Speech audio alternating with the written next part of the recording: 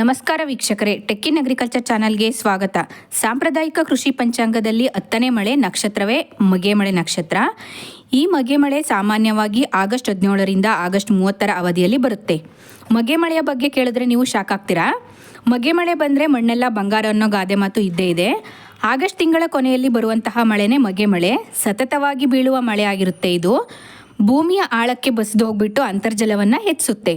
ಭೂಮಿಯ ಆಳಕ್ಕೆ ಇಳಿಯುವ ಮುಖ್ಯವಾದ ಮಳೆ ಅಂತಂದರೆ ಅದು ಮಗೆ ಮಳೆ. ಈ ಮಗೆ ಮಳೆ ಬಂದರೆ ಕೆರೆ ಕಟ್ಟೆಗಳು ಭರ್ತಿಯಾಗೋದಂತೂ ಖಚಿತ. ಮುಂಗಾರು ಬೆಳೆಗಳಿಗೆ ಈ ಮಗೆ ಮಳೆ ಜೀವದಾನ ಇದ್ದಾಗೆ.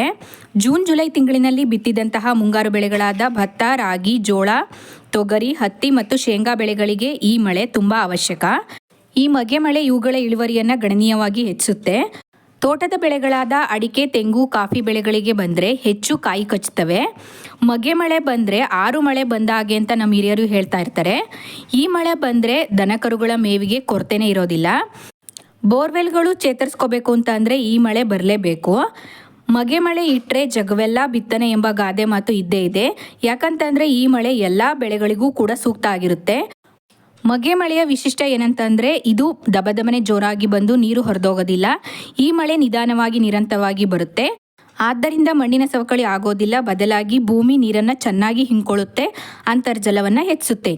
ಈ ಮಳೆ ಅವಧಿಯಲ್ಲಿ ಕಳೆ ನಿಯಂತ್ರಣಕ್ಕೆ ಅಂತರ್ಬೇಸಾಯ ಮಾಡೋದು ಮತ್ತು ಮೇಲುಗೊಬ್ಬರ ಹಾಕುವುದು ಸೂಕ್ತ. ಒಂದು ವೇಳೆ ಈ ಮಗೆ ಮಳೆ ಸರಿಯಾಗಿ ಬರದೇ ಇದ್ದರೆ ತುಂಬ ಕಷ್ಟ ಎದುರಿಸಬೇಕಾಗುತ್ತೆ. ಬಂದರೆ ಮಗೆ ಹೋದರೆ ಹೊಗೆ ಅನ್ನೋಂತಹ ಗಾದೆಯನ್ನು ನೀವೆಲ್ಲರೂ ಕೇಳೇ ಇರ್ತೀರಾ.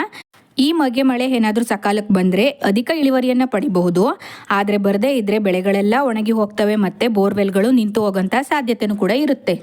ಇನ್ನೊಂದು ಗಾದೆ ಮಾತು ಕೂಡ ಇದೆ, ಬಂದರೆ ಮಗೆ ಇಲ್ದಿದ್ರೆ ಧಗೆ. ಈ ಮಳೆ ಬಂದರೆ ಭೂಮಿ ತಂಪಾಗುತ್ತೆ, ಬರದೇ ಹೋದರೆ ವಿಪರೀತ ಸೆಕೆ ಮತ್ತು ಬರ ಆವರಿಸುತ್ತೆ. ಈ ಮಗೆ ಮಳೆ ಮೊಗೆದು ಹೊಯ್ಯುವ ಮಳೆ ಅಂತ ಅಂತಾರೆ. ಒಮ್ಮೆ ಮಳೆ ಸುರಿಸಲು ಪ್ರಾರಂಭಿಸಿದ್ರೆ ನಿಲ್ಲೋದೇ ಇಲ್ಲ ಅಂತ ಹೇಳ್ತಾರೆ ನಮ್ಮ ಹಿರಿಯರು. ಈ ವರ್ಷ ಈ ಮಗೆ ಮಳೆ ಏನಾಗುತ್ತೆ ಅಂತ ನೋಡಬೇಕಾಗಿದೆ. ಚೆನ್ನಾಗಿ ಮಳೆ ಬಂದು ರೈತರಿಗೆ ಈ ಮಳೆ ವರದಾನವಾಗಲಿ ಅಂತ ನಾವು ದೇವರಲ್ಲಿ ಪ್ರಾರ್ಥಿಸ್ತೀವಿ. ಈ ವಿಡಿಯೋ ಇಷ್ಟವಾದರೆ ವಿಡಿಯೋನ ಲೈಕ್ ಮಾಡಿ, ಶೇರ್ ಮಾಡಿ, ಹಾಗೆ ಚಾನಲನ್ನು ಸಬ್ಸ್ಕ್ರೈಬ್ ಮಾಡಿ. ಧನ್ಯವಾದಗಳು. ವಾಟ್ಸಪ್ ಚಾನಲನ್ನು ಕೂಡ ಫಾಲೋ ಮಾಡಿ.